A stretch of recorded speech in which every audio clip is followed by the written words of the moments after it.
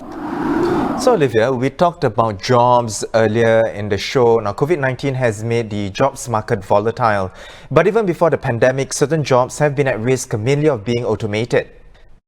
Well, Invest editor of the Sunday Times, Tan Wee Boon, wrote about this topic in yesterday's paper, and he joins us now to share more. So, Wee Boon, we know there's a national call to reskill or upskill, something you also mentioned in your article. Now, there are schemes out there, of course, the most prominent being Skills Future. But what's stopping people from responding to this reskilling call? Is it a lack of time, fear, or even laziness, you think? Well, I think there are two competing forces at work here.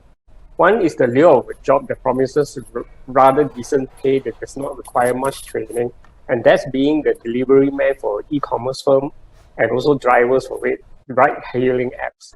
The issue here is this: why do I need to retrain if I can already earn some income? Of course, the question then is having a special skill so important?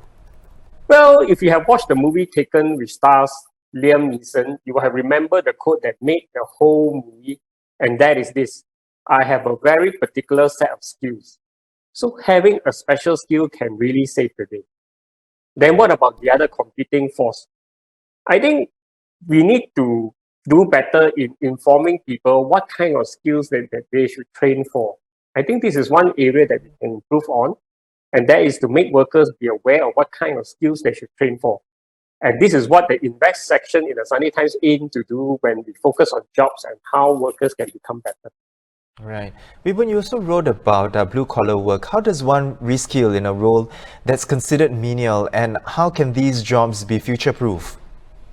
Well, if you ask me, not all menial jobs are equal. I believe there's scope for many of our younger workers to think about doing freelance gig work and aspire to become skills craftsmen. We have heard stories of how plumbers can make a lot of money overseas, painters too. Many families would pay a few $1,000s to have their home painted, and most of the time it's just one painter who will do the job. So if you do this as a business, you stand to make a lot of money.